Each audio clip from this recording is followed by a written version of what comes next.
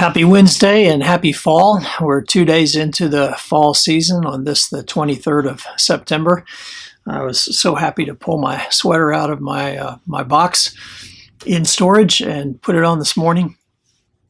And here we are. When the seasons change, it always brings a certain freshness, and that's certainly the case now. Lots of encouragement for us as we think about some of the things that are happening. First of all, I want to thank those of you who have been involved in our worship at home small groups, the backyard worship groups. That continues, and a number of people continue to join those groups. If you would like to participate, please go online. You can find ready directions there about who to be in touch with, just to let them know that you're coming. Make sure you have the time right and the location. But it's never too late to join in with others. The pastors are making the rounds each Sunday to a couple of these groups each week and bringing communion. We feel very much like Presbyterian circuit riders, which is a little bit of a change of tradition, but we're embracing it happily and really glad to see you all face to face.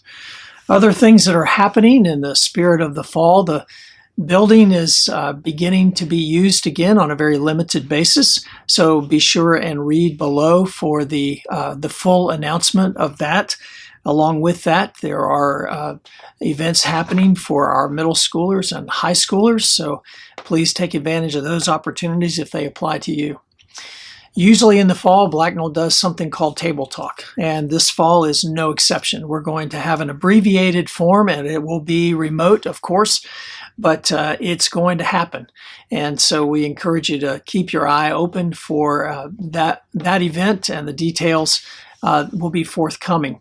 Women's Retreat, although it will be happening virtually, is nevertheless going to happen. And our own Jen Hagan, InterVarsity staffer now located in Central Virginia, will be the speaker and leader of that retreat.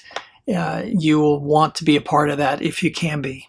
The Blacknell Dancers, our children who participate in worship dance, are going to be meeting outdoors. Bethany Bonamere and her crew have worked to make that possible and to bring our children together in that very safe way. So please read on below. You'll find a reminder that we are asking you all to be recruiters for us as we look for a congregational care person as well. We also have some sad news. Tim McEwen lost his brother last week to death. We want to pray for Tim and Luann. We also want you to pray for Jerry Walter. Jerry and his wife Angela have been at Blacknell for about a year now. They live in Hillsborough. Jerry was at Duke ready to receive a heart transplant when they got word that there was a complication. And so they're dealing with the disappointment that came in the aftermath of being very hopeful. So pray for Jerry and Angela, and as soon as we're done here, perhaps you'll just pause for a minute and lift them up to Christ and invite the Lord to provide that heart for Jerry that he so desperately needs. Our hearts are also heavy because Jo Oldham has had a recurrence of her cancer. She finds it difficult to speak, so we would ask you not to call. But if you can write her a card, express your love for her that way, she would be thrilled to receive that. And the hardest news of the week has been the unexpected death of Joan Houghton. Joanne died day before yesterday in the evening.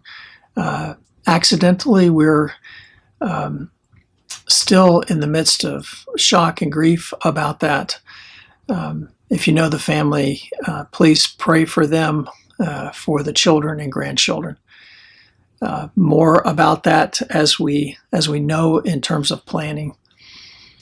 There is some good news. Deb Ebert and her husband Aaron welcomed their daughter, Karis Mary, into the world last week, and everybody's doing well. Of course, we're in the midst of a fall season, where every time we pick up the newspaper, there's plenty to pray about. We encourage you to do that together as we seek to be faithful to the call of God and His kingdom in the midst of our very, very chaotic world. May God bless you. May you walk in the confidence that He goes before you and with you.